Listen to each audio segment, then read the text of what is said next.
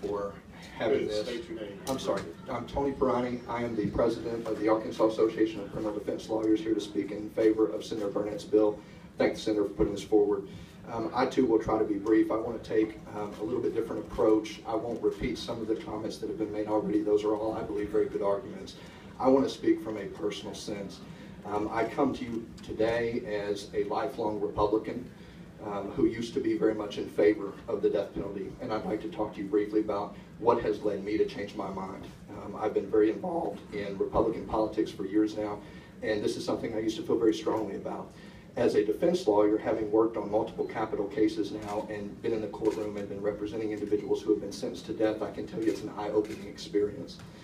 Also, having met and befriended personally individuals who have spent time on death row, specifically one man in particular who touched my life, John Thompson, who spent 14 and a half years on death row in Angola prison in Louisiana for a crime he did not commit. 14 and a half years.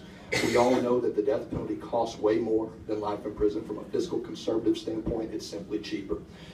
Many people will say the answer to that, and I heard this perspective this morning, is to just speed things up. Well, I think about John Thompson. If things had been sped up in his case 14 and a half years earlier, he never would have been exonerated. He's now gone on to form an organization called Resurrection After Exoneration, where he helps other exonerees get their lives back together. Again, if we closed the door on that, John Thompson would be dead. He would not be out here helping other people. One of the most powerful things he ever said to me is, as he sat in that cell on death row, he said, "Tony, every time they marched somebody by me, every time, I sat in my cell and I knew that I was innocent. How did I not know? How did I know that that person also was not innocent?" We can't know. Texas, a lot of people have mentioned Texas this morning. I'll talk briefly about that. We know for a fact now, we believe, that Texas has executed an innocent man. It's happened in other times across this country. One person is too many.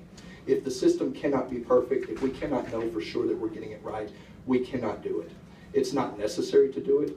It's not necessary as a deterrent. It doesn't work as a deterrent. The statistics are clear on that. Senator Burnett's absolutely right. People who are committing crimes are not thinking about what might happen in court later. They're thinking about the heat of the moment.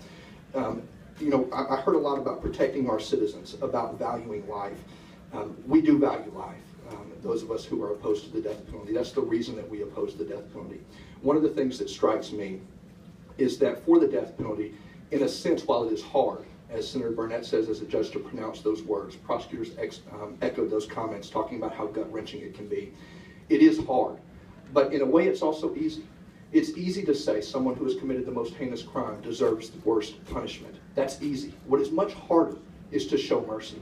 It says much more about, I think, our character as a society. It says more about us and how we choose to respond to that, not to respond to evil in kind. I'm not naive. I don't have stars in my eyes. I know that evil exists. I've seen it. But I also know that we value the dignity of human life, and we can show as a society that we are better than that. We can keep society safe. We can make sure that people are never a threat again. We have the means at our disposal to do so. It is a perfectly legitimate emotion, obviously, to feel like someone deserves to die for what they did. Nobody's going to challenge that. Nobody's going to question that. The real question before this committee today, I believe, is whether we as the state have to do it. We do not, I submit to you, ladies and gentlemen, have to do it. It says more about our character to show that mercy. We can keep our citizens and our communities safe. We do not have to kill people to do that. It's cheaper, it's less time-consuming, less expensive, and it serves all of the goals that we would like to see served in our society, and it makes us better people. I would ask this committee to support this bill. I would ask that this be sent on to the full Senate, that we take a step forward in Arkansas for justice today. I thank you all for your time.